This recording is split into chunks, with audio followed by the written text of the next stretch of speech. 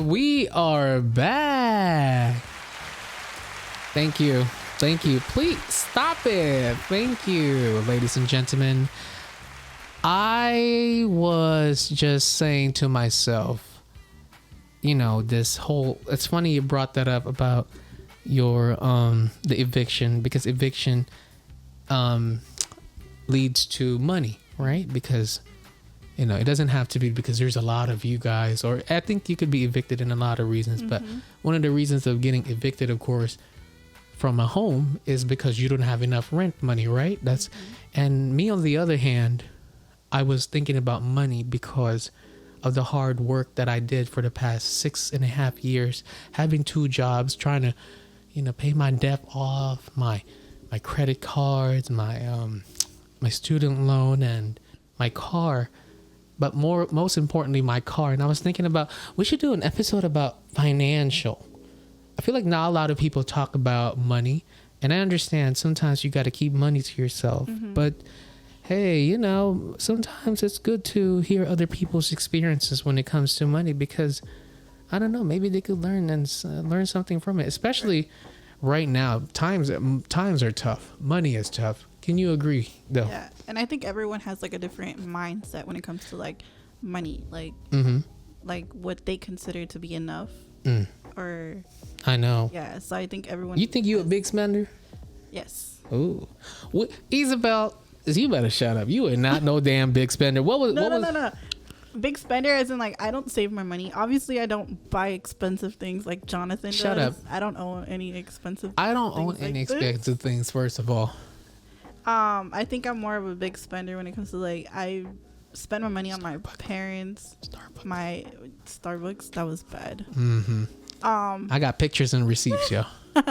She's not a big spender if she got an Android. I'm just kidding. Okay, anyways. Can't even borrow your charger. Anyway, continue. So, but like I'm saying, I consider myself a big spender because I don't save, which is bad. Well, I'm a big spender. Yeah, you buy expensive. I try to, like... Gucci, anyone? First off, half of the things you see here are gifts, so I'm very grateful for my friends. But I do want to ask, how are you with money, Isabel? How do you think you do with money, and how do you think you're financially stable right now? No, I don't think I'm financially stable, and I don't think I'm smart with my money. Okay, it's something that I do want to change. I need to change. You think you're relaxed right now because you live with mom and dad? Yes. Although you contribute, that's a different story. Yeah, it's obviously not the same as living alone. So but hey, if mom and dad are offering to stay, why not? So it's like, I think, I need to start saving up my money. But you got savings, so you all right with that? No, yeah, but I do think that I need to save more. I need to save more, yeah. You think that's like a millennial or a Gen Z kind of thing? I feel like Gen Zs don't really give a fuck when it comes to money. I don't know. That's just me. Right. No, Crystal. No. Well, anyways. I don't know. Gotta really made you think there for a second, huh? Well, I feel like we're just we want everything, and with the inflation, and look at us being CNN and shit. I feel like with everything going up, we can't really afford anything. So now you kind of think about being practical in life, I want everything in life. We only live once. With all these things happening around us, like, you know what? What's funny? I'm going to tell you a little something. When I had 2 jobs, I did not want to buy anything. Although it looks like I'll be buying Starbucks every day. Okay, but that's a different story. But treating us to Chick-fil-A. It's the least I could do. But there's things where like, I want to buy shoes. I don't want to buy shoes. I need new shoes. I don't want to buy shoes. All of a sudden I got one job. And now that I got one job, I want to splurge. So weird, huh? It's so weird to me, in my opinion. Isabel, why are you looking at me like... Why is that? Why do you think that changed? What do you mean? Yeah, because I'm pretty sure when you had 2 jobs, it was easier to like pay your bills. Yeah, right? But I was cheap to myself. But now that you're saying like now that you only have one, I think because I paid off my debt. So now it's easier for me to... I'm sorry if I'm playing putsy with you. Ooh, girl.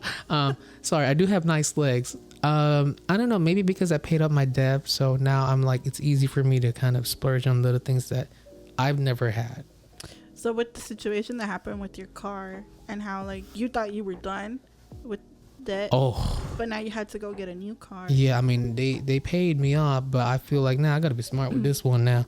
Does that change your mindset now? When it comes to I feel like now I have like this teaches me, this is another second lesson when it comes to financial life. Is it making sense? Like, okay, this, although because that other car that I had was co-signed by my mom and I, but this one is under my name with good credit. You know what I'm saying? So this will, I feel like this second car that I have is under my name now. Nobody co-signed. I feel like this is a fresh start. We're fresh starting. This is me gonna be responsible now. This will teach me about money more. And I feel like it's a good thing. And then by you losing your car by something that wasn't your fault, it was on somebody else's hand. Let me tell you something. Did that change your mentality when you went in to buy a new car? Like, were you like, I'm gonna get an expensive car? No, yes. Oh, you're right. Because I was venting to you about it. Mm-hmm. To be honest with you, I wanted a BMW. I wanted a Range Rover. I wanted all these. I was 80% close to getting a Porsche, y'all. Not to be bragging, but I would have got all the bitches, if you know what I'm saying. Give it a round of applause. All the bitches out there. Meet me in the club. It's going down. Meet me in.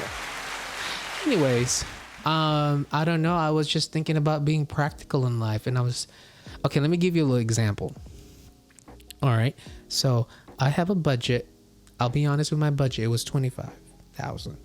And I was like, you could buy a lot of cars with that. Like, it could be used. I wasn't really thinking of buying a new car, ladies and gentlemen. I was thinking about, it's going to get me to point A to point B. Mm-hmm. I wasn't thinking about getting a brand new. I was trying to get a 2016 Nissan even. But if it would have been a different situation where you weren't forced to buy a car, you were buying a car because you wanted to, would you have gone the expensive route? Like, no. Gotten your dream car? Or no? That's a hard question, Isabel. We'll be coming to commercial and we'll be right back. I'm just playing. Because I know you went practical because of the situation you went through. And you were like, it could happen again. Because you have to think about the future and you have to think about, well, what is a car really? Mm-hmm. You know, what is a car? Can you sleep in your car?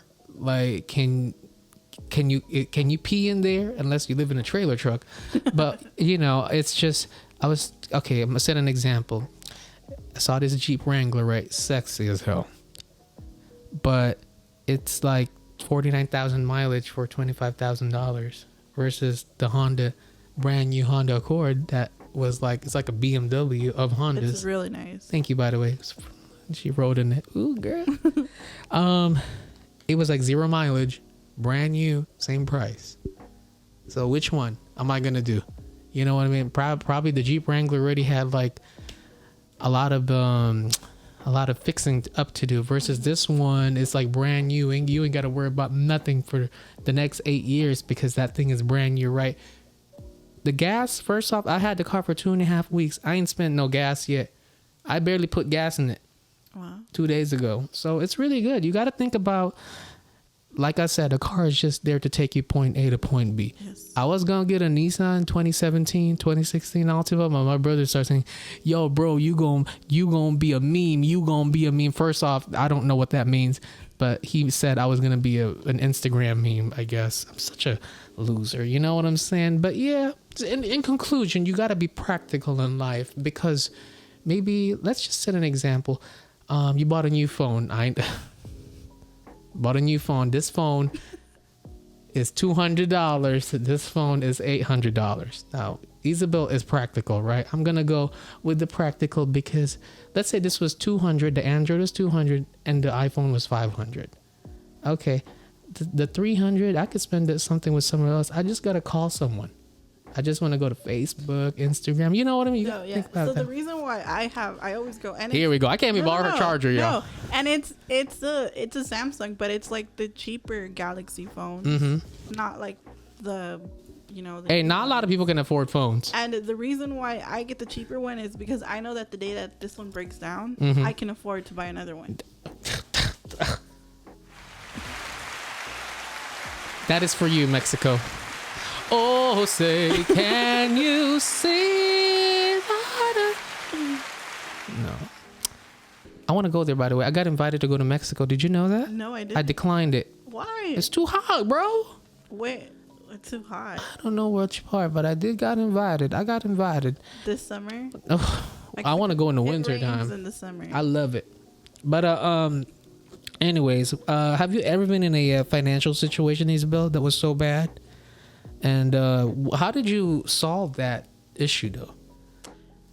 Let me tell you mine. Yeah. I've shared this before in the podcast.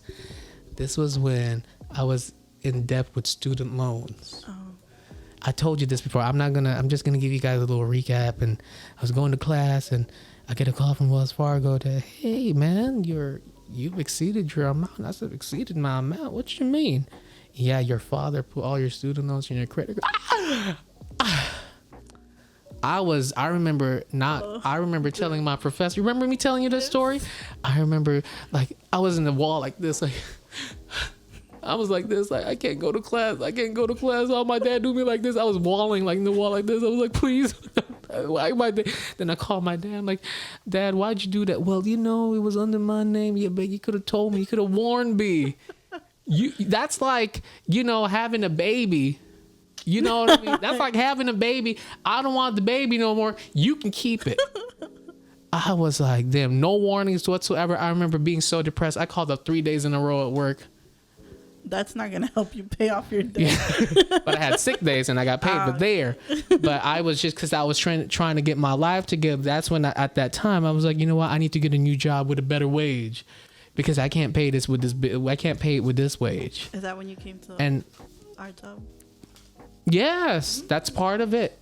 You know what? That was good. Give it a Thank you to Jonathan's dad. I would have never met him if he didn't do that.